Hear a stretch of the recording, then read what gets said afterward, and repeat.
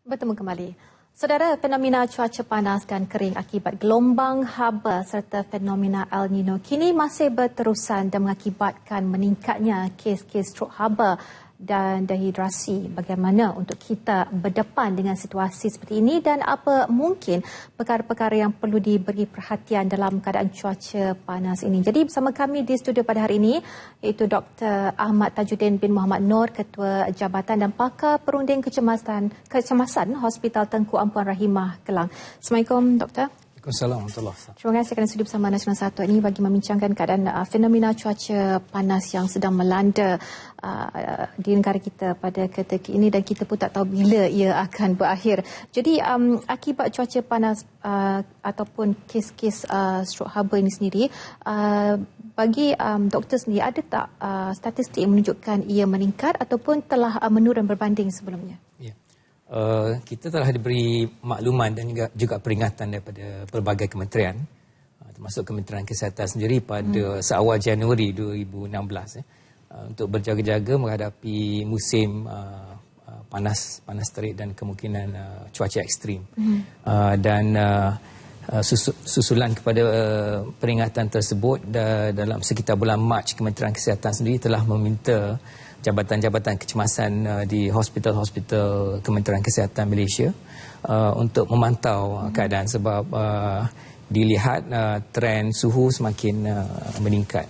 Jadi kita lihat pada bulan Mac, di sekitar minggu kedua, minggu ketiga bulan Mac, memang kita boleh nampak lonjakan kedatangan pesakit dengan kecemasan berkaitan dengan bawaan haba. Termasuklah strok haba itu sendiri. Strok haba adalah satu situasi yang paling ekstrim ataupun kecemasan yang boleh membawa maut. Dan kalau kita lihat pada waktu minggu puncak tersebut, dalam sekitar 2 minggu tersebut, kita boleh lihat dalam sehari ada 5 ataupun 6 kes yang mengunjungi, dibawa ke jabatan-jabatan kecemasan Kementerian Kesihatan. Walau bagaimanapun kejadian strok haba itu sendiri sekitar 1 kes sehari. Itu untuk tempoh pertengahan bulan Mac. Tapi alhamdulillah kita dah sampai kepada minggu kedua, minggu ketiga bulan April. Daripada pemantauan kami di Jabatan Kecemasan, kita dapati kes-kes itu semakin berkurangan dan sejak 5 hari lepas tiada langsung dilaporkan kes-kes seumpama tersebut. Jadi menunjukkan mungkin boleh dijelaskan sama ada adaptasi ataupun kita masyarakat sudah bersedia ataupun sudah arif dengan keadaan cuaca panas ini dan telah mengambil langkah-langkah yang sewajarnya. Okey. Bagaimana dengan kelesuan haba? Adakah kes-kes ini masih ada lagi setakat ini? Kalau kita lihat yang kes-kes yang dibawa ke Jabatan Kecemasan, kita boleh anggapkan bahawa kalau datang ke Jabatan Kecemasan tu mungkin kes-kes yang serius lah. Walaupun bagaimanapun saya jangka mungkin ada juga yang dibawa ke klinik-klinik, sama ada klinik-klinik swasta ataupun klinik-klinik kesihatan. Walau bagaimanapun mungkin angka itu tidak seberapa lah. Sebab kelesuan bersabit dengan haba ni kadang-kala kita boleh anggapkan sebagai penat biasa. Penat bekerja panjang, siang hari berada di luar dan pulang ke rumah kita rasa penat. Jadi mungkin kalau dirawat sendiri dan maknanya kita berada dalam persekitaran yang sejuk, pulang balik ke rumah, mandi, minum air yang secukupnya, mungkin kelesuan tu boleh hilang sendiri, tak perlu datang ke hospital. Ada juga yang mengatakan bahawa peningkatan ataupun fenomena cuaca panas ini membuatkan seseorang itu menjadi cepat marah ataupun tidak boleh berfikir dengan secara rasional. Adakah perkara itu benar? Itu sangat munasabah sebab kalau nak dikatakan kesan cuaca panas ni, dia mungkin kesan secara langsung, maknanya kita berada betul-betul di luar, di taman-taman, di jalan-jalan raya, di tempat kerja, di bangunan-bangunan contohnya. Tapi kesan tidak langsung pun boleh berlaku. Maknanya kalau kita berada dalam tempat yang agak terkurung, pengudaran kurang baik, mungkin perjalanan kipas tiada dan lain-lain, itu kesan itu sendiri pun boleh menyebabkan kesan-kesan kepada kita. Jadi kalau kita lihat dalam keadaan sedemikian juga manifestasi awal menuju ke arah kecemasan-kecemasan bersabit dengan haba ni boleh berlaku. Jadi kalau kita lihat strok haba tu sendiri, tanda-tanda awal dia satu adalah kekeliruan, meracau, dalam keadaan yang lebih dramatik lagi adalah pesakit tu hilang kesedaran. Jadi saya jangka munasabah juga kalau dalam keadaan kita sesak, pengudaran tidak baik dan cuaca di luar pun panas. Jadi tambah lagi di Malaysia kelembapan kita sentiasa tinggi dan itu memudahkan lagi manifestasi kesihatan yang bersabit dengan haba. Okey. Jadi orang-orang di sekeliling, apa yang perlu ataupun patut mereka lakukan jika mereka merasakan seseorang di sebelah mereka ataupun di kawasan mereka mengalami kelesuan haba ataupun strok haba? Apa perkara pertama yang perlu mereka lakukan untuk menolong? Jadi sebab itulah Kementerian Kesihatan memang mengucapkan ribuan terima kasih kepada RTM kerana memberi peluang kami sentiasa berkongsi maklumat-maklumat terkini dan juga peringatan-peringatan kesihatan kepada semua. Sebab kadang-kadang pencegahan tu lebih baik dan kalau kita dah melihat kejadian strok haba itu satu situasi yang membahayakan nyawa dan boleh mendatangkan maut. Dan jika diberi rawatan awal kita boleh pulih dengan baik. Tapi bila kita kenali mereka mengenai tanda-tanda awal ni, selalunya akan berlaku kepada mereka yang berisiko lah. Kumpulan-kumpulan sasar yang akan mendapat impak yang orang kata lebih ekstrim kepada ini. Ini termasuklah kepada kanak-kanak, mereka yang dependent, kanak-kanak, pelajar-pelajar sekolah, mereka yang berada di luar, warga emas, orang kurang upaya, mereka yang terlantar di katil. Ini yang kita kena beri perhatian. Kadang-kadang mereka menzahirkan masalah-masalah mereka, rasa kurang selesa, panas dahaga dan lain. Tapi kadang-kadang kategori-kategori ini tidak boleh menceritakan. Jadi kalau kita lihat mereka dalam keadaan bernafas laju, berpeluh, antara mudah nak hilang kesedaran, itu memang tanda-tanda awal yang kita kena buat sesuatu. Jadi yang seeloknya kita kalau berada dalam persekitaran yang hangat, kita bawa mereka ke tempat yang lebih selesa, teduh, dan kalau boleh dipimpin kita pimpin, dan kalau terpaksa usung kita usung secara selamat tempat yang terlindung sedikit, dan daripada situ kita boleh menjalankan perawatan first aid mungkin. Contoh-contoh mudah yang kita boleh buat adalah meletakkan dalam posisi yang paling sesuai dengan pesakit atau yang paling selesa. Kalau dia masih sedar, kita dudukkan dia. Kalau dia tidak sedar, kita baringkan dia dalam keadaan selamat. Dan langkah-langkah mudah adalah contoh meninggikan kaki supaya memudahkan pengaliran darah balik kepada jantung. Itu akan membantu memulihkan balik sirkulasi pesakit, dan dengan tindakan yang mudah sedemikian pun kita boleh jangka tahap kesedaran pun boleh pulih.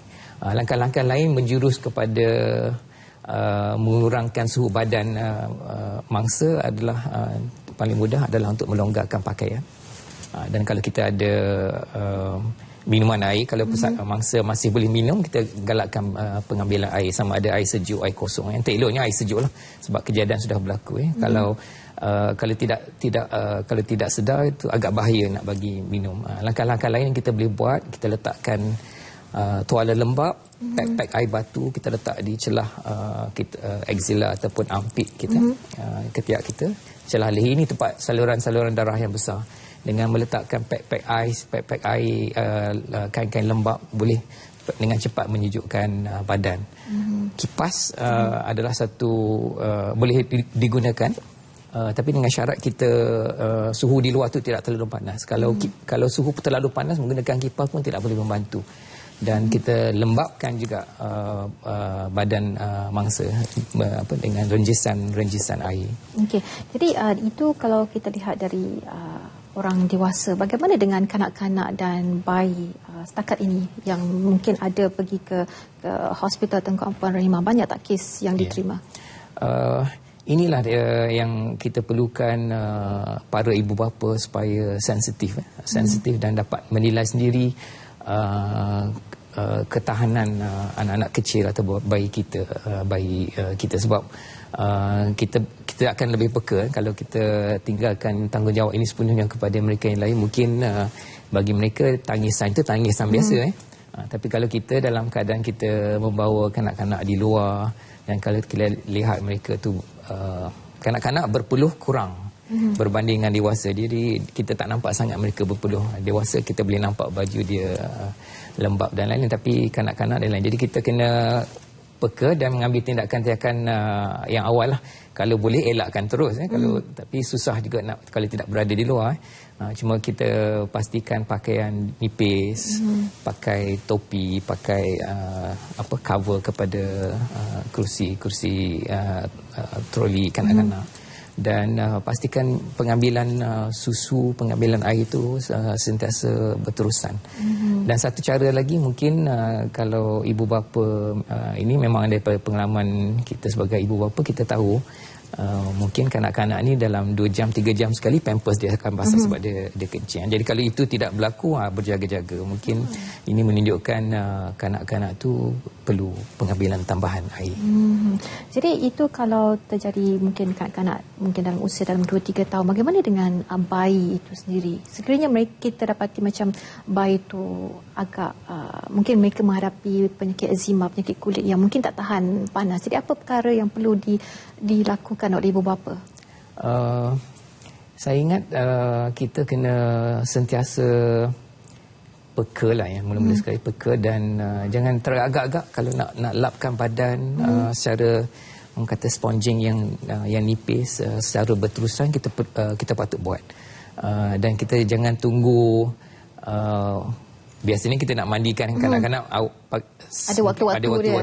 Jadi kita tak boleh nak buat perkara sedemikian. Jadi kita kena sentiasa berterusan dan mungkin satu cara lagi kita lihatlah dalam rongga-rongga mukus mereka, mukosa mereka sama ada kering ataupun tidak.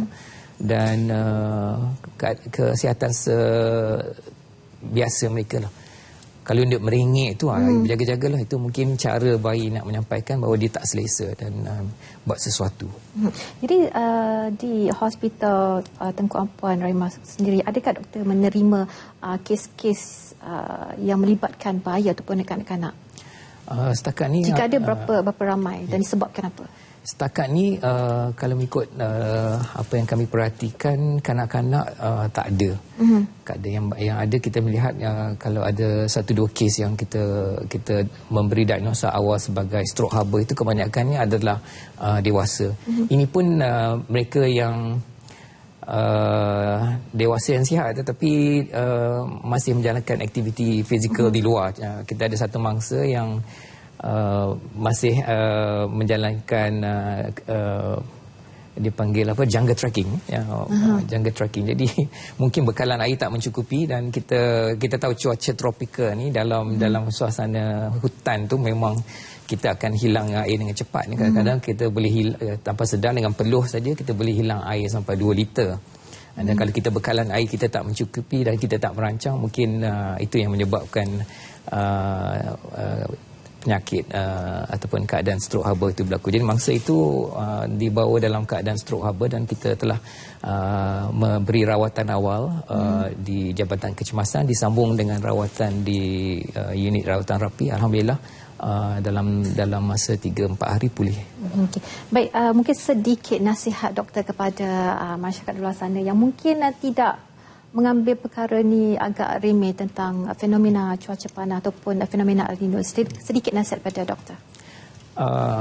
Dalam tempoh ini kita mungkin rasa kita boleh mampu menangani situasi ini sebab ini adalah orang kata respons fisiologi biasa. Kita dah bila didedahkan dalam tempoh yang panjang secara perlahan-lahan kita boleh acclimatize. Walau bagaimanapun kita kena sentiasa berjaga-jaga.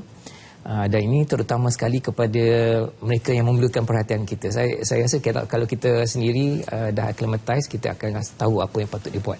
Cuma mereka-mereka yang dependent yang perlu kita beri perhatian seperti yang saya sebutkan tadi, bayi, kanak-kanak, pelajar sekolah, mereka warga emas yang berada di rumah nursery, mereka yang berada di luar sebanyak masa seperti yang menjalankan riadah atau terpaksa bekerja, bersukan. Ini mereka-mereka yang kita kena perhatikan dengan rapi. Kalau kita tak jiran-jiran tetangga, kalau kita tak melihat, mungkin mereka akan jadi mangsa. Sebab tempoh ni panjang lagi, kita jangka langkah-langkah pengambilan air, penjagaan kesihatan, cara hidup yang sihat tu perlu diteruskan lagi. Okay. Baiklah, terima kasih saya ucapkan kepada Dr. Ahmad Tajuddin bin Muhammad Nur, Ketua Jabatan dan juga Pakar Perunding Kecemasan Hospital Tengku Ampuan Rahimah Kelah, yang telah membicarakan mengenai fenomena cuaca panas dan langkah-langkah yang perlu diambil untuk mengatasi keadaan cuaca panas. Terima kasih, Doktor. Sama.